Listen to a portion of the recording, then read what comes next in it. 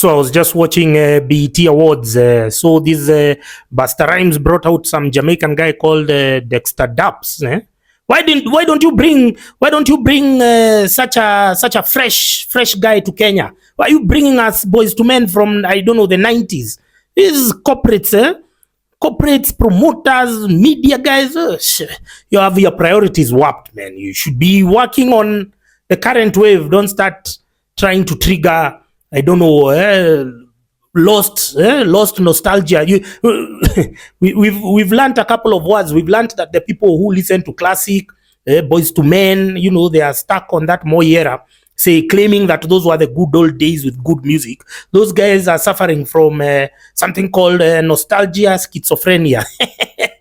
And then we learned of another condition which we call hereditary psychopathy, is that the parents are transferring their political biases to their children.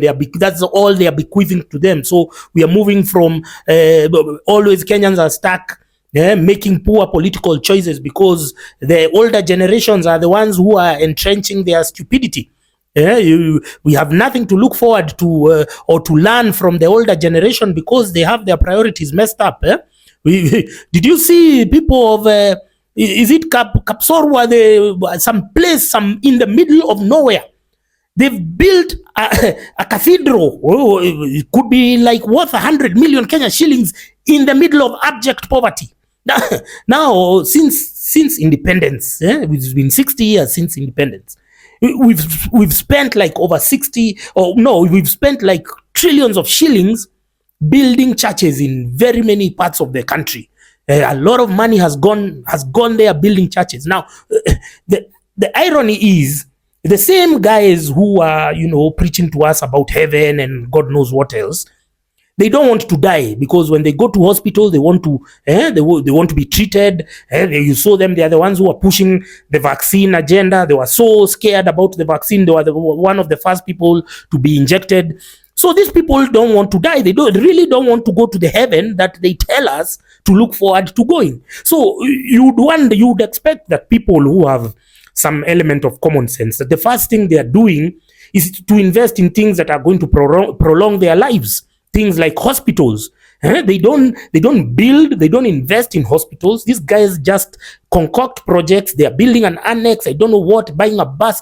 All of these are phantom projects meant to keep the congregants in a cycle of fundraising so that the committees there, those guys can eat. And then they invest in this white elephant. This white elephant will only be used once a week on Sunday.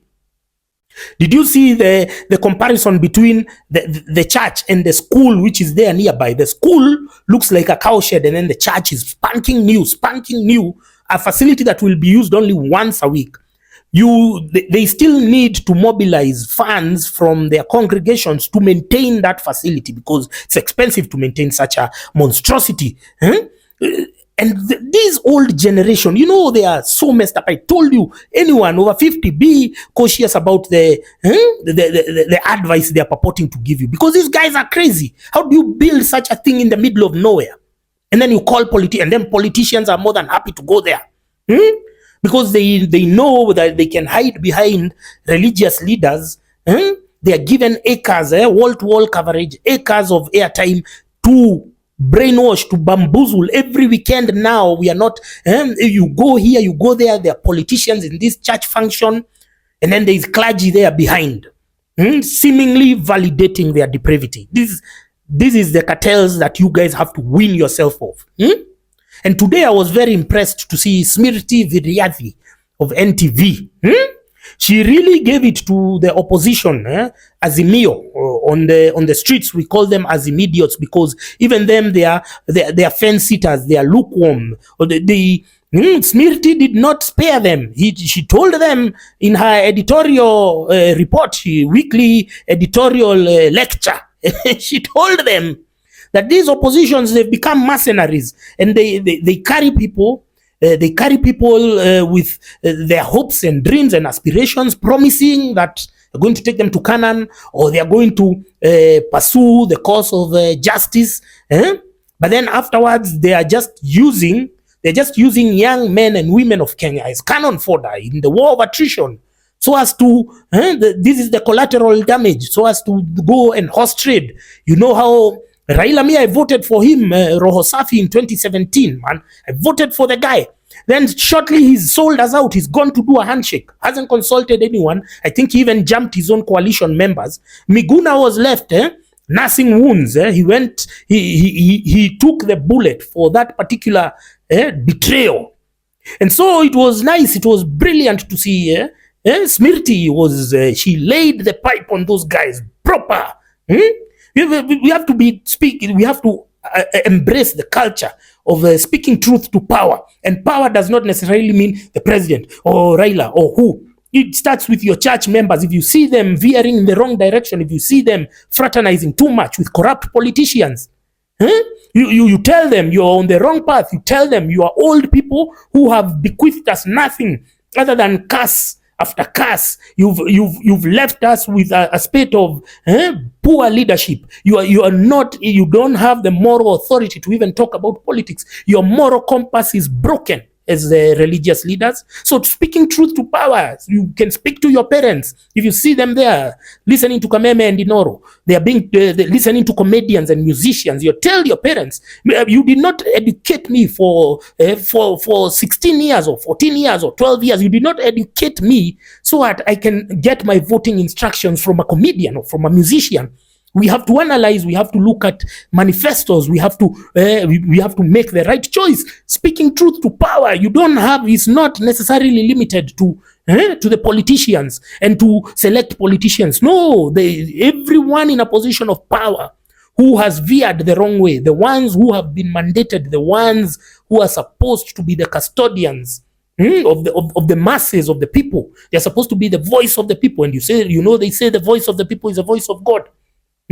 So it was brilliant to see Smirti telling Raila that that is our greatest fear, that Raila is going to sell us out. And let me tell you, you can always tell when the winds the winds are blowing, they are shifting, because you always hear, they always start with a narrative. I started seeing it cropping up like within the last 2 weeks, and then people are saying, oh, Raila doesn't owe you anything. You're the people who voted for Ruto. Raila doesn't owe you anything. You wonder who voted for Ruto? Ruto was elected by Chebukati, number one. Number two, I keep telling you, numbers don't lie. 6.9 million people voted for Azimio. 8 million people boycotted. 4 million people did not even register to vote. Yeah, so that's 12 million plus 7. That's 16.9 million people versus the 7.2 million people who voted for Ruto. So who voted for Ruto? You have a brilliant chance to unite people again around a common cause, and then you start saying some dumb shit. Oh, Raila doesn't owe you anything. Come on, man. That is what we call, you remember, every time we have to learn a new condition afflicting Kenyans. That is now what we call circumstantial rationalization. Now they are rationalizing. They are trying to create a narrative that befits, that will be able to shield them against the public reprimand, to justify selling them out, betrayal. Now they have to start concocting such narratives. Oh, Raila doesn't owe you anything. If he doesn't owe us anything, then why hang your boots, resign? But as long as you are the leader of official opposition, this is what you are required, or this is what is required of you by the Constitution. And one of them is not going to do handshakes at night with the people with the same regimes that the people are trying to put to task over their seemingly corrupt ways. So it is nice that the people now all eyes are on Azimio, because when they start being wishy-washy, when they start sitting on the fence, when they start changing and postponing and everything, we are wondering, hey bro, what's happening? Now you even have everyone on board. You even have the Nyamakema people, the ones who are saying, oh, now they are on board. Everyone is on board. Because these guys are going with impunity. They are passing the finance bill, 180 MPs.